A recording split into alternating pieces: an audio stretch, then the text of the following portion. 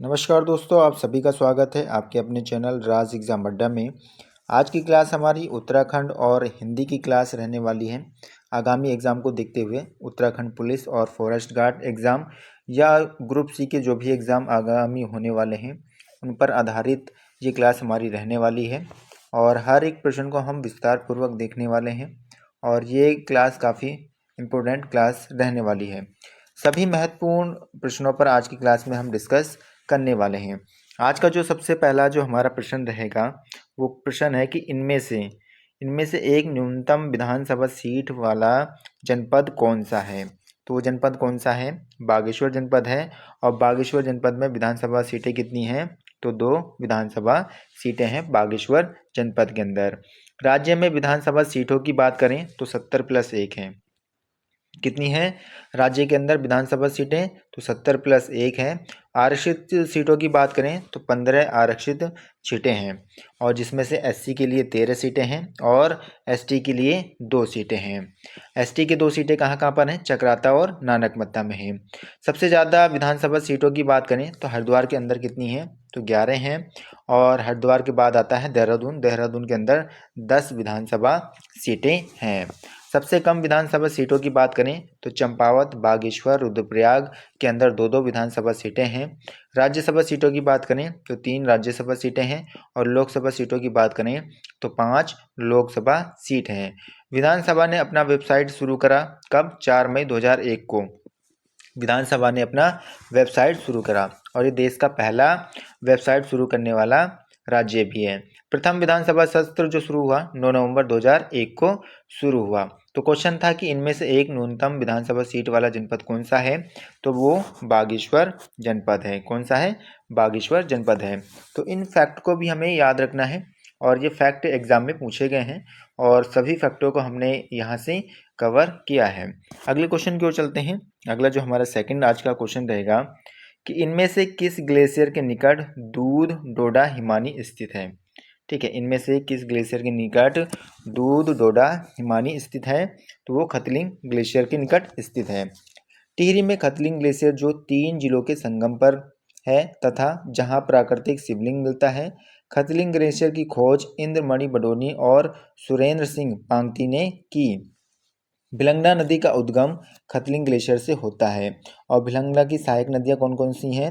तो मेदगंगा, दूधगंगा, धर्मगंगा और बालगंगा भिलंगना की सहायक नदियाँ हैं। तो क्वेश्चन था कि इनमें से किस ग्लेशियर के निकट दूध डोडा हिमानी स्थित है? तो खतलिंग ग्लेशियर के निकट स्थित है। अगले प्रश्न की ओर चलेंगे। अगला आज का जो हमारा प्रश्न रहेगा कि इनमें से कौन सा प्रयाग पंचप्रयाग में शामिल नहीं है। ठीक है, इनमें से कौन सा प्रयाग है जो पंचप्रयाग में शामिल नहीं है?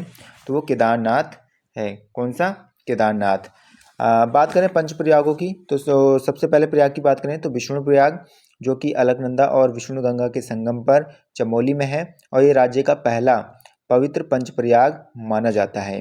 दूसरा प्रयाग आता है नंद प्रयाग जो अलकनंदा और नंदाकिनी नदी के संगम पर चमोली में है। अगला जो तीसरा प्रयाग आता है वो कर्णप्रयाग आता है जो कि अलकनंदा और पिंडर नदी के संगम पर है।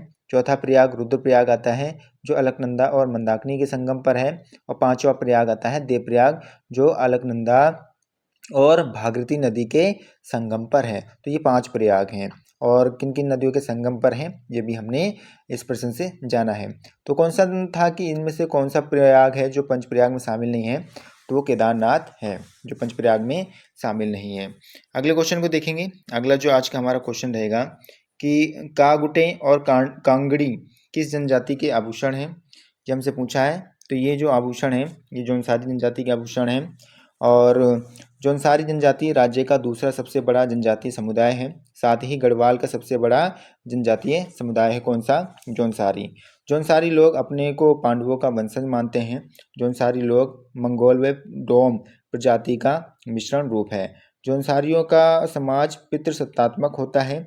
जौनसारी लोगों के मुख्य देवता महासू देवता हैं। पवित्र स्थल ये हनोल को मानते हैं। जागड़ा महासू देवता का त्यौहार है जो भादव के महीने में लगता है। जौनसारी जनजाति में खुमरी नामक पंचायत पाई जाती है। तो क्वेश्चन था कि कागुटे और कांडी किस जनजाति के आभूषण हैं? तो जौनसारी जनजाति के आभूषण हैं। अगले प्रश्न की ओर चलेंगे। अगला जो आज का हमारा प्रश्न रहेगा कि हरेला त्यौहार किस हिंदू माह के प्रथम दिन मनाया जाता है? ठीक है, कौन सा त्यौहार? हरेला त्यौहार किस हिंदू माह के प्रथम दिन मनाया जाता है? तो श्रावण माह के प्रथम दिन मनाया जाता है। अन्य दिवसों की बात करें जैसे कि राज्य जल दिवस जो मनाया जाता है वो 25 मई को मनाया जाता है। हरियाली दिवस जो मनाया जाता है वो 5 जुलाई को मनाया जाता है। कुमाऊनी बोली दिवस 1 सितंबर को मनाया जाता है और 2018 से ये कुमाऊनी दिवस मनाना शुरू किया गया। गढ़वाली बोली दिवस 2 सितंबर को मनाया जाता है और इसकी शुरुआत 2018 से की जाती है। हिमालय दिवस की बात करें तो ये 9 सितंबर को मनाया जाता है और इसकी घोषणा 2014 में की गई और पहली बार हिमालय दिवस जो मनाया गया वो 2015 में मनाया गया। 10 सितंबर को गौरव दिवस मनाया जाता है। उत्तराखंड गौरव दिवस कब मनाया जाता है? तो 10 सितंबर को मनाया जाता है। गोविंद बल्लभ पंत के जन्म दिवस पर यह दिवस मनाया जाता है।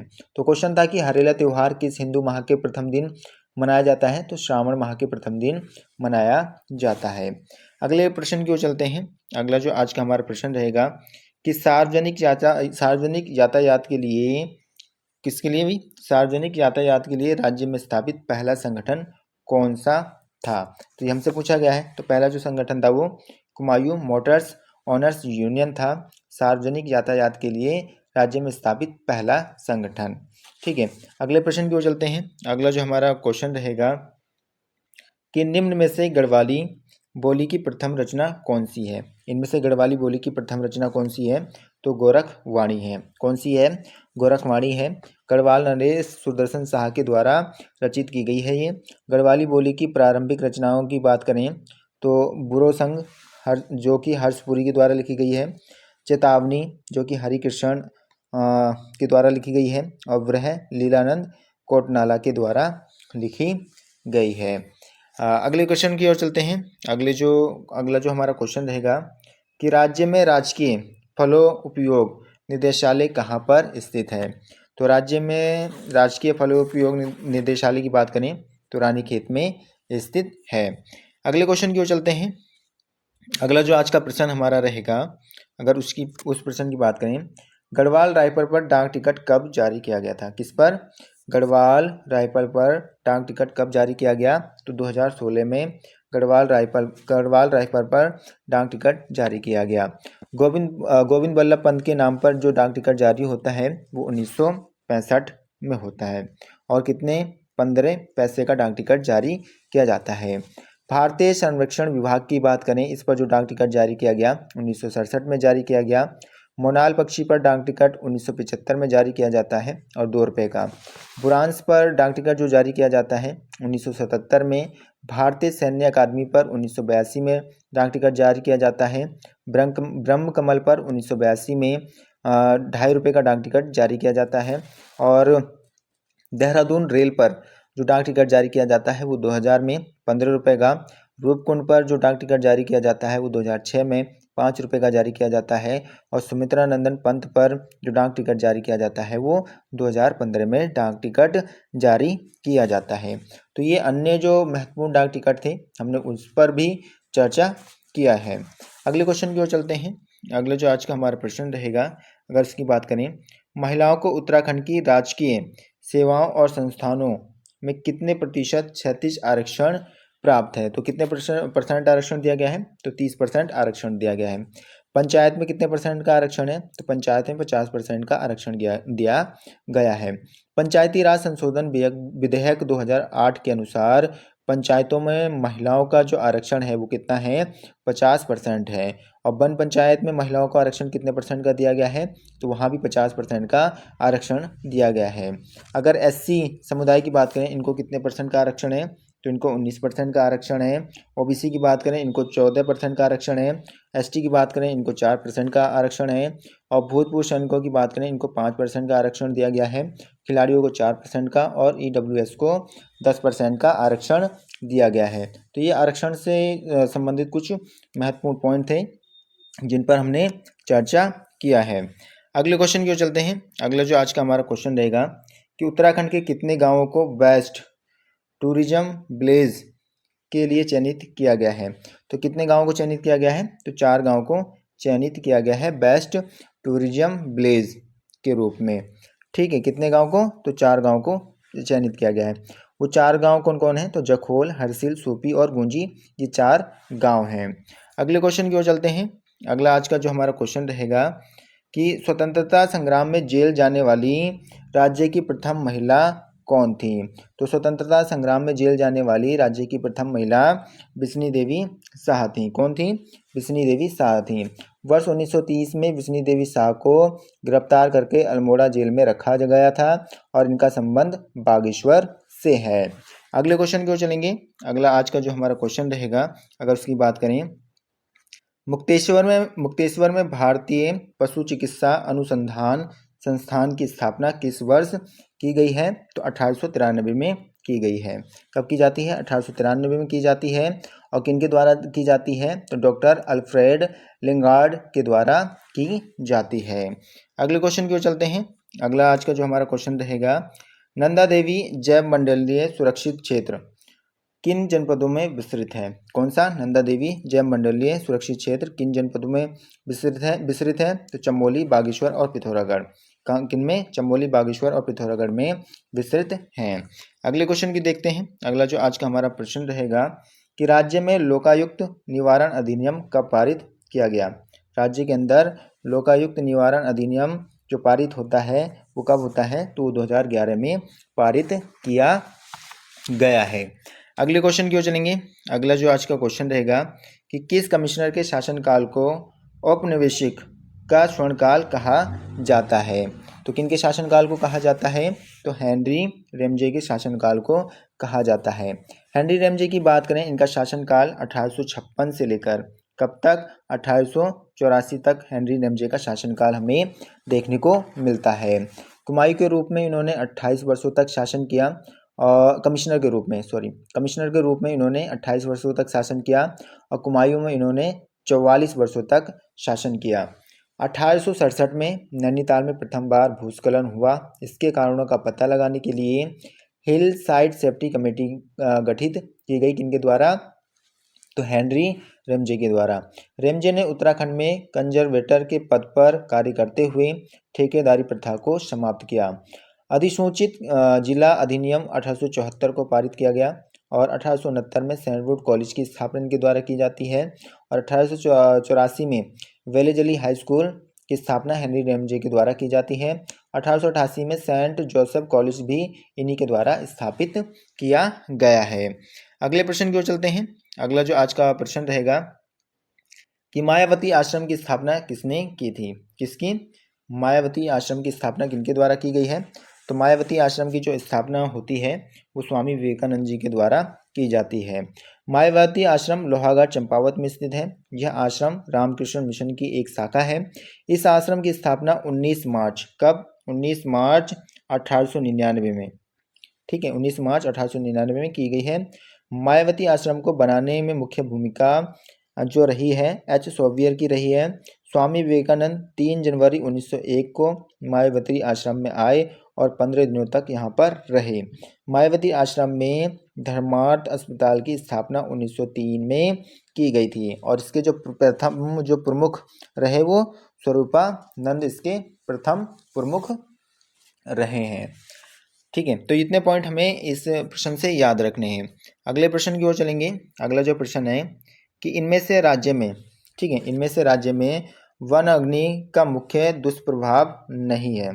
तो कौन सा नहीं है ये हमें बताना है। तो इसमें से जो नहीं है वो भूमि की जल धारण क्षमता में वृद्धि, ये दुष्प्रभाव नहीं है। बाकी सभी क्या हैं?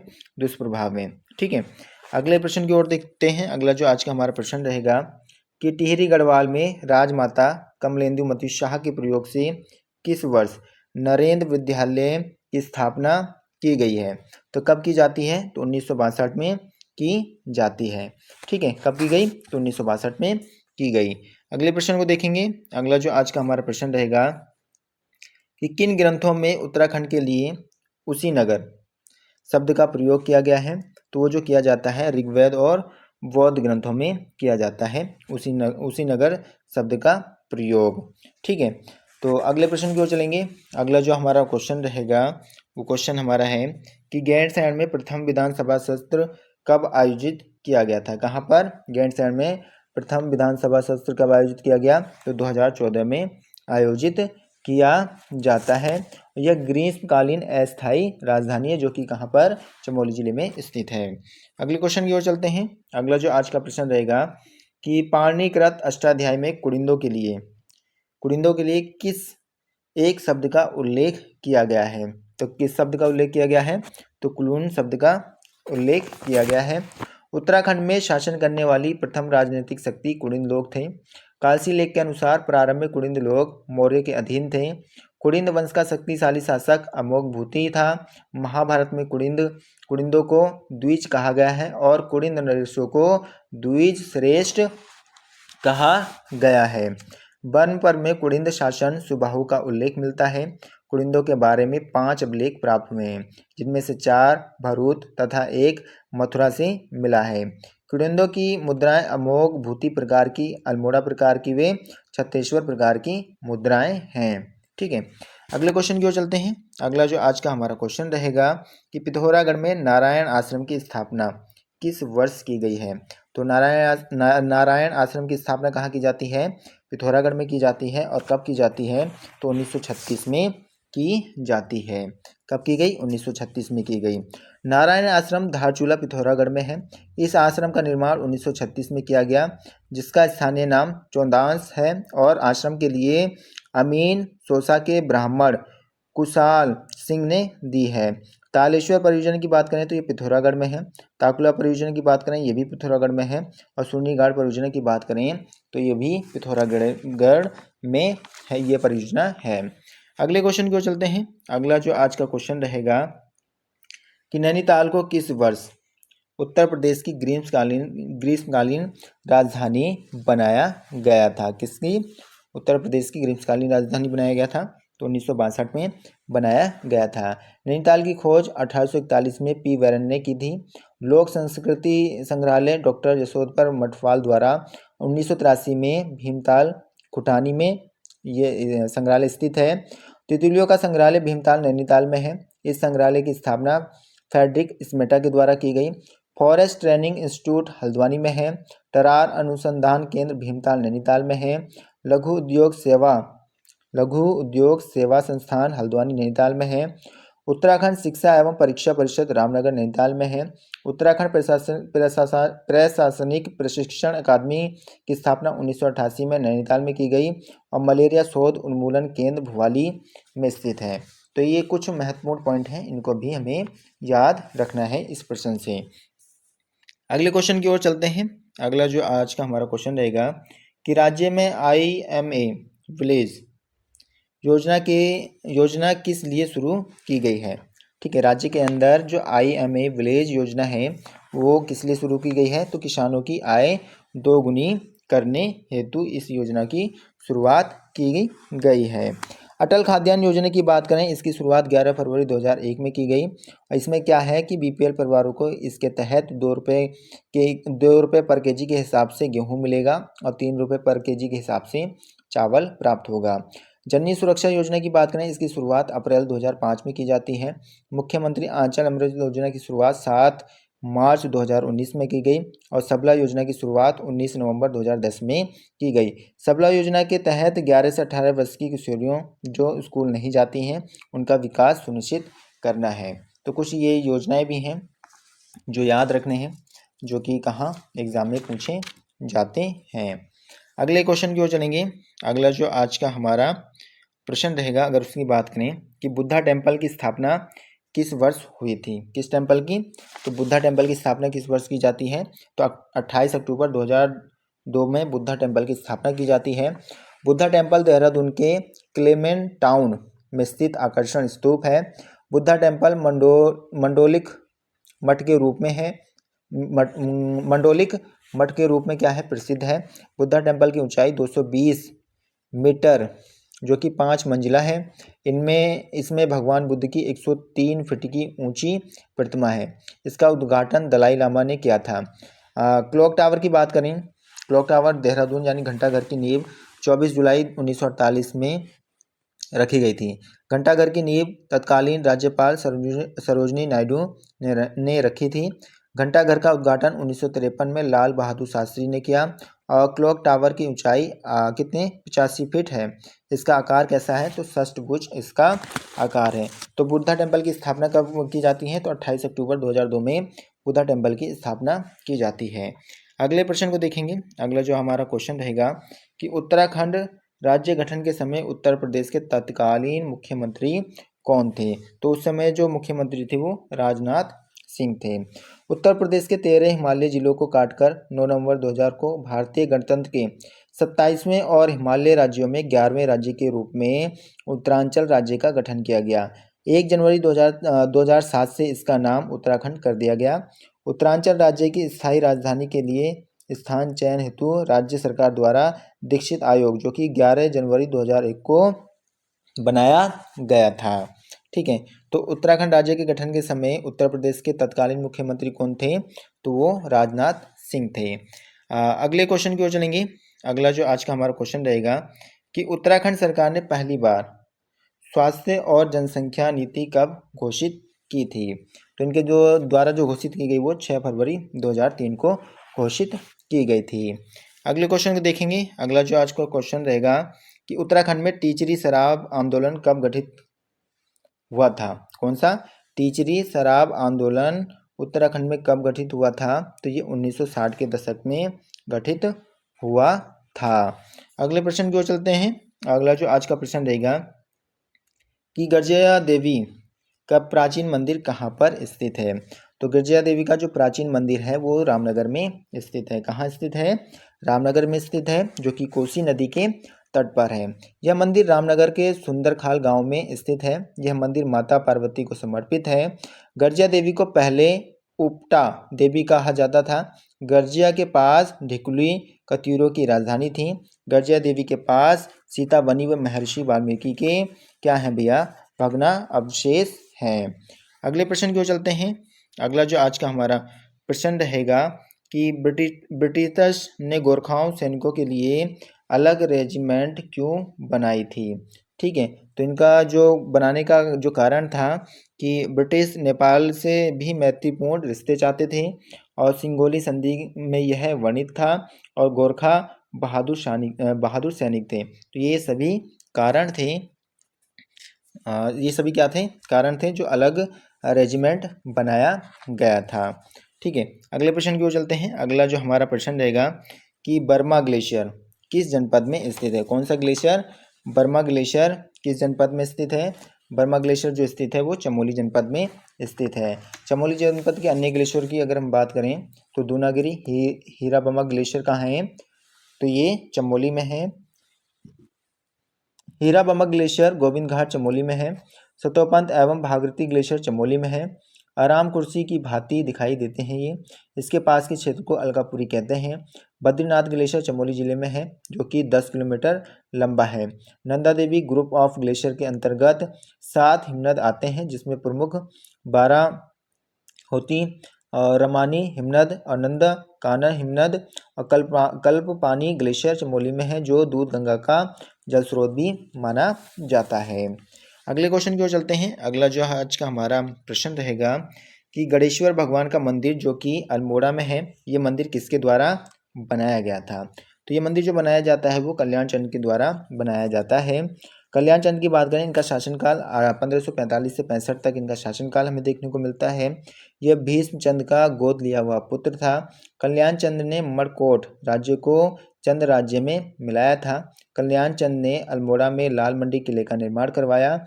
कल्याण चंद ने अपने शासनकाल के दौरान स्थानीय स्वशासक या पंचायती पद्धति लागू की थी।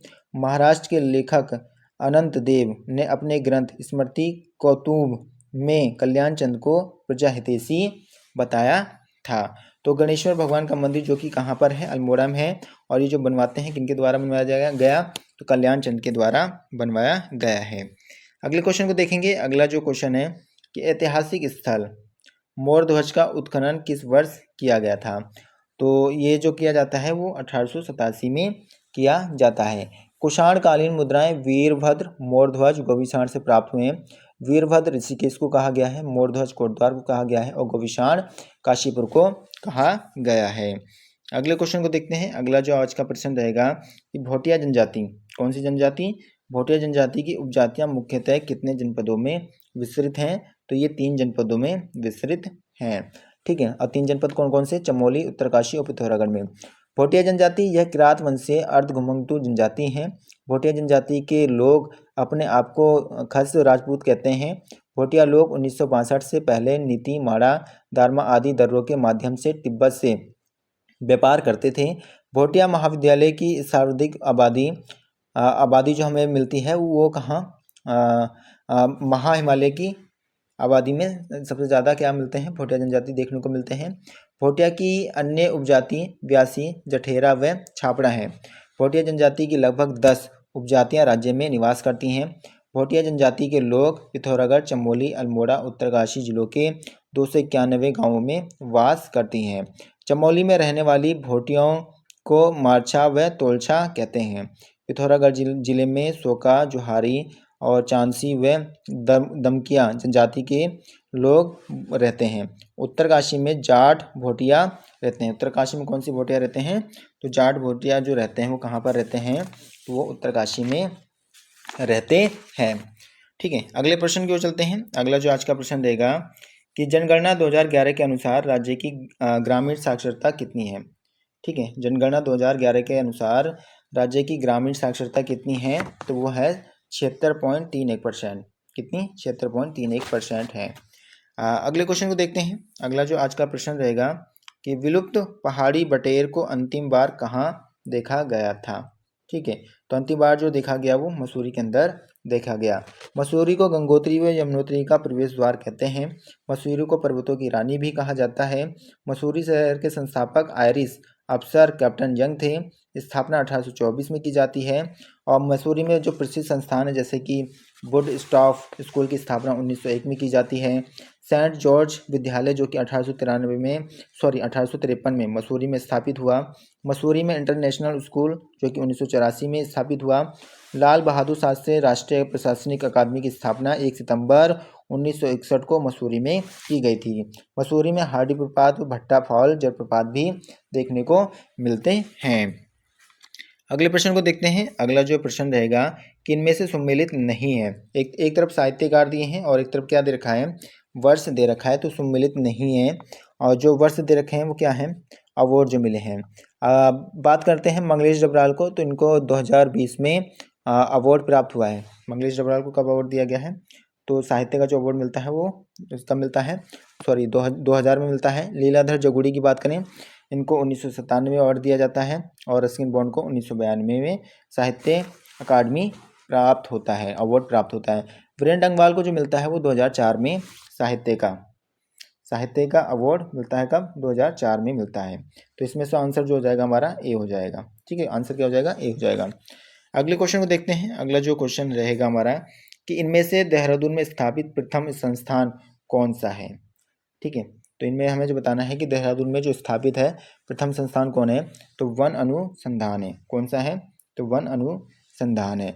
भारतीय संरक्षण विभाग की बात करें तो 1767 ईस्वी में इसकी स्थापना बंगाल में हुई, जिसका हेडक्वार्टर द्वितीय विश्व युद्ध के दौरान 1942 को बंगाल से देहरादून जनपद में क्या किया गया था? स्थानांतरित किया गया था।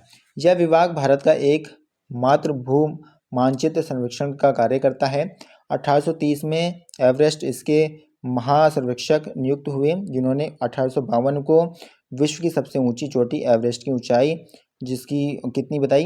29,002 फीट घोषित की थी। ठीक, कितनी? 29,002 फीट घोषित की थी। अगले क्वेश्चन को देखते हैं। अगला जो आज का क्वेश्चन रहेगा, अगर उसकी बात करें, कालामाटी प्रागैतिहासिक कालीन स्थल कहाँ पर स्थित है? तो ये जो स्थित है ये अल्मोड़ा में स्थित है। कहाँ? अल्मोड़ा में स्थित है। ठीक है, तो अगला जो हमारा पोर्शन रहेगा वो हिंदी का रहेगा। और हिंदी में जो हमारा पहला क्वेश्चन रहेगा कि व्युत्पत्ति के आधार पर संज्ञा के कितने भेद होते हैं? तो जो संज्ञा के भेद देखने को मिलेंगे हमें, तीन भेद देखने को मिलेंगे। किसके आधार पर? तो व्युत्पत्ति के आधार पर देखने को मिलेंगे। कुछ विद्वानों ने व्युत्पत्ति के आधार पर संज्ञा के 3 भेद माने हैं, जैसे कि ऋण संज्ञा। ऋण संज्ञा किन्हें कहते हैं? जिन शब्दों के सार्थक खंड न किए जाएं उन्हें ऋण संज्ञा कहा जाता है। उसके बाद दूसरा जो आता है यौगिक संज्ञा। ऐसे शब्द जो 2 सार्थक शब्दों से बने होते हैं उन्हें यौगिक संज्ञा कहते हैं। थर्ड जो आता है योग ऋण संज्ञा। और योग ऋण संज्ञा किनको कहा जाता है? ऐसे शब्द जो यौगिक तो होते हैं किंतु अपने सामान्य अर्थ को न प्रकट करके किसी परंपरा से विशेष अर्थ को प्रकट करते हैं, उन्हें योग ऋण संज्ञा कहते हैं। तो ये संज्ञा के 3 भेद हैं। किसके आधार पर? तो व्युत्पत्ति के आधार पर है। अगले क्वेश्चन की ओर चलते हैं। जो अगला हमारा हिंदी का सेकंड क्वेश्चन रहेगा कि निम्नलिखित में से सही वाक्य की पहचान कीजिए। ठीक है, सही वाक्य बताना है कि इनमें से सही वाक्य कौन सा है। तो श्री कृष्ण के अनेक नाम हैं, ये हमारा कैसा है? तो ये हमारा सही वाक्य होगा। कैसा होगा ये हमारा? तो ये हमारा कैसा होगा? तो ये हमारा सही वाक्य होगा। ठीक है, अगले प्रश्न की ओर चलते हैं। अगला जो हमारा क्वेश्चन रहेगा कि कार्यालय आदेश किसके लिए निकाले गए आदेशों की एक सूचना है। ठीक है, कार्यालय आदेश किसके लिए निकाले गए आदेशों की एक सूचना है, ये हमसे पूछा गया है। तो ये जो होगा हमारा, ये हमारा जो होगा, अगर इसकी बात करें, ये जो है कि मंत्रालय के लिए, अनुभव और संबद्ध विभाग प्रभाग के लिए, यानी सभी के लिए ये निकाले गए हैं। ठीक है, इससे जो पॉइंट याद रखने हैं जी, कार्यालय आदेश। कार्यालय आदेश वे पत्र होते हैं जिसमें किसी मंत्रालय, विभाग व कार्यालय के कर्मचारियों को उनकी नियुक्ति, छुट्टियों की स्वीकृति तथा पद वृद्धि आदि की सूचनाएं दी जाती हैं। उन्हीं को क्या कहा जाता है? उन्हीं को कार्यालय आदेश कहा जाता है। ठीक है, अगले क्वेश्चन की ओर चलते हैं। अगला है कि इनमें से निजवाचक सर्वनाम का मूल रूप क्या है? किसका? इनमें से निजवाचक सर्वनाम का मूल रूप क्या है? तो आप हैं। क्या है? आप हैं। सर्वनाम ऐसे शब्द जो संज्ञा के साथ प्रयोग किए जाते हैं उन्हें क्या कहते हैं? उन्हें सर्वनाम कहते हैं।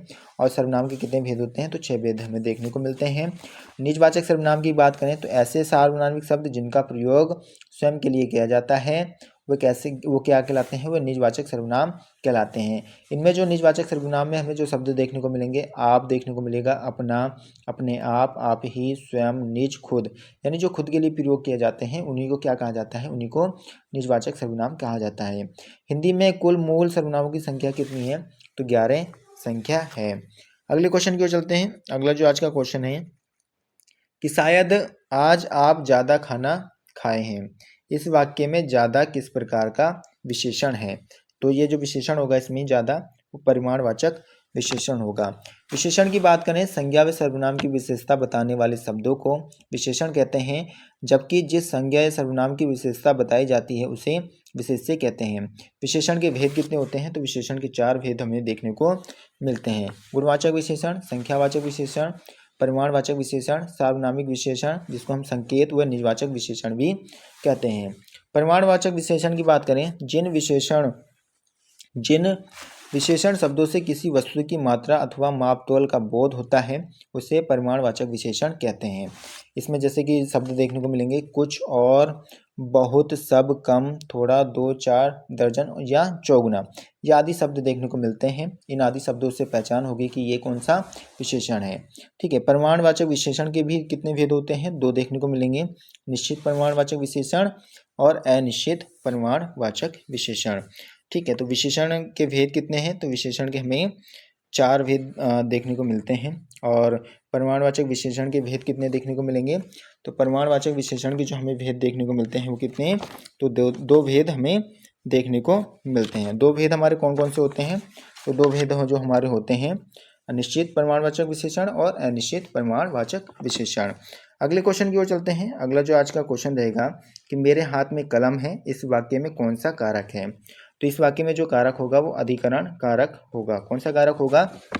अधिकरण कारक होगा। ठीक है, संज्ञा या सर्वनाम का वह रूप जिसके द्वारा उस वाक्य का अन्य शब्दों के साथ उसके संबंध का बोध हो उसे कारक कहते हैं। हिंदी भाषा में कारक 8 होते हैं। कितने होते हैं? 8 होते हैं। अधिकरण कारक की बात करें, संज्ञा के जिस रूप से क्रिया के आधार का बोध हो उसे अधिकरण कारक कहते हैं। और इसके अगर कारक चिन्ह की बात करें तो में, पर, पे आदि ये कारक चिन्ह है। इसकी पहचान किस में, किस पर, किस से आदि शब्दों से की जाती है। ठीक है, अगले क्वेश्चन की ओर चलते हैं। अगला जो क्वेश्चन रहेगा कि आजकल भारत की जनता भी आधिकारिक शिक्षित हो गई है। रेखांकित शब्द में वचन है, ठीक है। तो इसमें से कौन सा वचन है ये हमें बताना है। किसमें? जनता में पूछा गया है। तो जनता कैसा है? तो जनता एक वचन है। कैसा है? जनता एक वचन है। और जनता कभी कभी हमें बहुवचन में भी देखने को मिलता है। तो ये कहीं ना कहीं अपवाद है, ठीक है। तो कहीं ना कहीं ये हमारा क्या है? अपवाद है। वचन का शाब्दिक अर्थ क्या है? तो संख्या होता है। संज्ञा या सर्वनाम क्रिया और विशेषण के जिस रूप से उनकी संख्या का बोध हो उसे वचन कहते हैं। वचन दो प्रकार के होते हैं, एक वचन और बहुवचन, ठीक है। अगले क्वेश्चन की ओर चलते हैं। अगला क्वेश्चन है कि स्वर संधि में किसका मेल होता है? तो स्वर संधि में जो मेल देखने को मिलेगा वो स्वरों का मेल देखने को मिलेगा, यानी स्वर का स्वर के साथ मेल होता है। स्वर संधि दो स्वरों के मेल से होने वाले विकार या परिवर्तन को स्वर संधि कहते हैं। स्वर संधि के भेद कितने होते हैं? तो 5 भेद देखने को मिलेंगे। दीर्घ स्वर संधि, गुण स्वर संधि, वृद्धि स्वर संधि, यण स्वर संधि, अयादी स्वर संधि, ये 5 भेद होते हैं स्वर संधि के, ठीक है। अगले क्वेश्चन की ओर चलते हैं। अगला जो क्वेश्चन है, अपने कार्यालय से अनुभव प्रमाण पत्र लेने के लिए किसे आवेदन पत्र लिखेंगे? ठीक है, ये हमसे पूछा गया है। तो ये जो लिखा जाएगा व्यवस्थापक को ये पत्र लिखा जाएगा, ठीक है। व्यवस्थापक को ये पत्र लिखा जाएगा। अगले क्वेश्चन की ओर चलते हैं। अगला जो क्वेश्चन है कि निम्नलिखित में से शुद्ध वर्तनी वाला शब्द है। इनमें से शुद्ध वर्तनी वाला शब्द हमसे पूछा गया है कि इनमें से शुद्ध वर्तनी वाला शब्द कौन सा है? तो इसमें कौन सा हो जाएगा? सदृश्य, यानी बी ऑप्शन हो जाएगा। कौन सा हो जाएगा? तो बी ऑप्शन हो जाएगा इसमें, ठीक है। अगले क्वेश्चन की ओर चलते हैं। अगला जो क्वेश्चन हमारा कि इनमें से सम्मिलित नहीं है, ये इनमें से कौन सा सम्मिलित नहीं है ये हमें बताना है। तो इसमें जो हो जाएगा, अगर उसकी बात करें तो इनमें से जो सम्मिलित नहीं है वो बताना है। एक तरफ क्या दे रखा है? एक तरफ रचनाकारों के नाम दे रखे हैं और दूसरी तरफ रचना दे रखी है, ठीक है। मन्नू भंडारी की बात करें तो मन्नू भंडारी के द्वारा महाभोज लिखा गया है। सूर्यकांत त्रिपाठी ने नए पत्ते लिखा है। मनोहर श्याम जोशी के द्वारा हम लोग लिखा गया है। और यशोधर बाबूधर क्या है? इनके द्वारा सिल्वर वेंडिंग लिखी गई है। तो ये कैसा हमारा? गलत है। सिल्वर वेंडिंग जो लिखते हैं वो मनोहर श्याम जोशी के द्वारा लिखी जाती है। और सिल्वर वेंडिंग के जो मुख्य पात्र होते हैं वो कौन होते हैं? वो यशोधर बाबू मुख्य पात्र होते हैं। तो इसका जो आंसर हो जाएगा, आंसर इसका डी हो जाएगा। मनोहर श्याम जोशी की बात करें, इनका जन्म 9 अगस्त 1933 को अजमेर राजस्थान में हुआ। इनके द्वारा जो उपन्यास लिखे गए, क्या आप, हमजाद, कुरु कुरु स्वाहा, कश्यप। और धारावाहिक की बात करें, कक्का जी कहीन, हम लोग और, ठीक है, मुंगेरी लाल के हसीन सपने, बुनियाद, ठीक है। इनके क्या है? ये धारावाहिक हैं। यात्रा संस्मरण की बात करें, पश्चिमी जर्मनी पर एक उड़ती नज़र, ठीक है। तो ये इनके क्या है? यात्रा संस्मरण है, ठीक है। अगले क्वेश्चन की ओर चलेंगे। अगला जो आज का क्वेश्चन रहेगा कि निम्न में से कौन सम्मिलित नहीं है? इनमें से हमें बताना है कौन सम्मिलित नहीं है, ठीक है। पौत्र, यानी पौत्र को क्या कहा जाता है? कुमाऊनी में नातिन कहा जाता है। चावल को क्या कहा जाता है? गढ़वाली में चौल कहा जाता है। और गन्ना को क्या कहा जाता है? कुमाऊनी में रिखू कहा जाता है। लेकिन राजमा, ठीक है, राजमा जो कहा जाता है क्या? सफ़ेद भट्ट? नहीं, गलत है। सफ़ेद भट्ट जो कहा जाता है वो सोयाबीन को कहा जाता है। और सफ़ेद भट्ट जो सोयाबीन को कहते हैं वो गढ़वाली में कहते हैं। राजमा को जो गढ़वाली में कहा जाता है वो क्या कहा जाता है? छेमी कहा जाता है, ठीक है। अगले क्वेश्चन की ओर चलते हैं। अगला जो आज का हमारा क्वेश्चन रहेगा, अगर उसकी बात करें, संक्षेपण मूल पाठ से कितने कम शब्दों में लिखना चाहिए? ठीक है, तो ये जो लिखा जाता है 1/3 शब्दों में लिखना चाहिए। किसी विस्तृत विवरण, कहानी, लेखक, वक्तव्य, शोध, प्रबंधन, निबंध या निर्देशों के ऐसे संयोजन को संक्षेपण कहते हैं जिसमें मुख्य विचारों, तर्कों आदि के लघुत्तम और क्रमबद्ध रूप में रखा गया हो, उसी को क्या कहा जाता है? उसी को संक्षेपण कहा जाता है। अगले क्वेश्चन की ओर चलते हैं। अगला क्वेश्चन है कि निम्न में से कौन सा वाक्य मिश्र वाक्य नहीं है? इनमें से कौन सा वाक्य है जो मिश्र वाक्य नहीं है? तो इसका आंसर हो जाएगा डी, ठीक है। इसमें कौन सा हो जाएगा? डी हो जाएगा, ठीक है। वह पश्चिमी ही नहीं वरन ईमानदार भी है, वह परिश्रमी ही नहीं वरन ईमानदार भी है। तो ये कैसा है? ये कैसा वाक्य नहीं है? तो ये मिश्र वाक्य नहीं है। बाकी सब सभी क्या है? बाकी सभी मिश्र वाक्य वाक्य हैं।